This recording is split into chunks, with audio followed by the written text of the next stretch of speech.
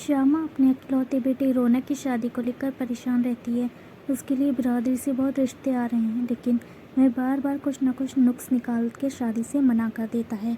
अब नौकरी में उसका प्रमोशन हो गया तो श्यामा अड़ गई कि वह शादी करे। उन्होंने यहाँ तक कह दिया कि अगर उसकी किसी से दोस्ती है तो उसी से कर ले। रौनक की परवरिश उन्हें अकेली करनी पड़ी। उसके पिता की मौत बहुत पहले हो गई थी, जब वह 5 वर्ष का था। फिर तो श्यामा ने अपने बलबूते उसे पाला पोसा और इस लायक बनाया कि आज रौनक बैंक में अफसर है। वे चाहती है कि उसका शादी ब्याह कर वे निश्चित हो जाए। रौनक भी माँ की बहुत इज्जत करता है और वे आज्ञाकारी है। अपनी शादी को लेकर वह माँ को बताना चाहता था, लेकिन अपने प्रमोशन के इंतजार में था। अब उसने माँ को बताया कि वह शैलजा के साथ शादी करना चाहता है। दोनों स्कूल से ही साथ पढ़े हैं और अब नौकरी भी साथ करते हैं। उसने कहा कि वह उससे और उसके परिवार से मिलवा देगा। शैलजा उसे ज़रूर पसंद आएगी। श्यामा तो बेटे की खुशी ही चाहती है। शैलजा और उसके परिवार वालों से मिली। वे 2 बहनें हैं, माता पिता, छोटा सा परिवार। शादी को लेकर सभी की सहमति भी है। फिर रौनक ने बिना तिलक दहेज लिए मंदिर में शादी करने का निश्चय किया। नियत तिथि को दिन में ही मंदिर में शादी हुई और शाम को सगे संबंधी और परिचितों को पार्टी दी गई। अब घर में सुंदर सी बहू आ गई, जिसकी कई वर्षों से श्यामा ने लट टका रखी थी। बहू सुशील और काम में निपुण भी है।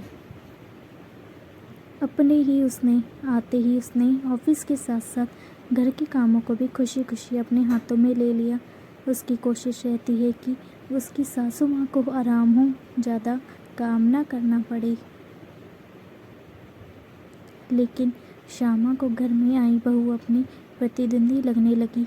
वह नहीं चाहती कि वह बहू से 20 हो। हर एक बात में उसके साथ अपनी तुलना करती, जैसे वह उनकी हम उम्र हो। उनको हमेशा यह भय लगा रहता कि बहू कहीं रौनक को उनसे दूर ना कर दे, रौनक उसका गुलाम ना बन जाए। वह बहू में कुछ न कुछ नुक्स निकालने की कोशिश करती। लोग अगर बहू की बड़ाई के 4 शब्द कह देते तो श्यामा के तन बदन में आग लग जाती। वह कहने लगती, अरे हमारे समय में तो पूरा घर भरा रहता था, सास ससुर ननद देवर सबकी खुशामद, और सुबह से शाम काम करो फिर भी हम मस्त रहते थे। खैर शैलजा को ये सब सुनने की फुर्सत ना थी। वैसे भी उसका ज़्यादा समय तो ऑफिस में ही बीतता। वह तो रविवार को भी जल्दी घर का काम खत्म करके नियत समय पर 2 घंटे के लिए निकल जाती। श्यामा के मन में तो चोट था। उसने रौनक से शिकायत करनी शुरू की। रौनक ने एक रविवार को माँ को कहा कि वह तैयार होकर साथ चले, कुछ ज़रूरी काम है। रौनक उनको अपनी स्कूटी पर बैठाकर ले गया। श्यामा अपने को गरीबों की झुग्गी झोपड़ी वाली बस्ती में देख सोचने लगी कि हाँ, रौनक को क्या काम आ पड़ा, वह यहाँ किस लिए लेकर आया है। वह पूछना चाह ही रही थी कि तभी उसकी नज़र मैदान में पेड़ के नीचे बच्चों के साथ बैठी बहू दिखी। ज़मीन पर दरी बिछी हुई थी। बच्चे सामने 3-4 लाइन में बैठे हुए थे। बहू सामने बैठे बच्चों को समझा रही थी। अचानक शैलजा की आंखें श्यामा से मिली। शैलजा को घबराहट हुई।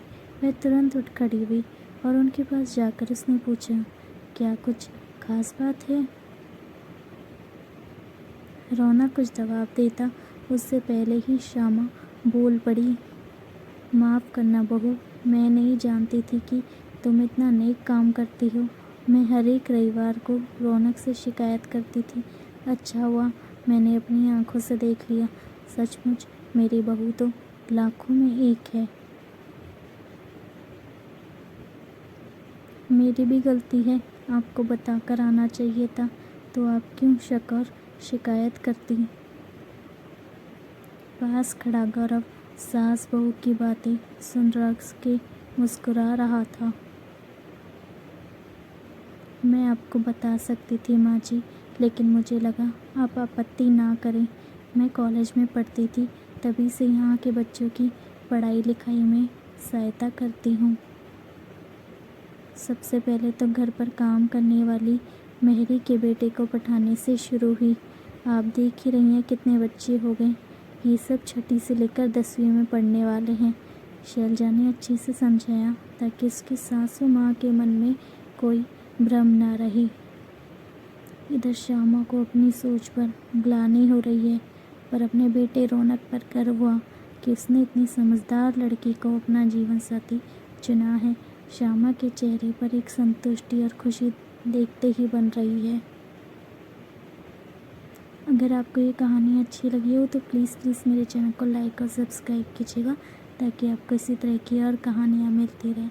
And thank you so much for watching. Thank you once again. Keep watching, keep subscribe, please.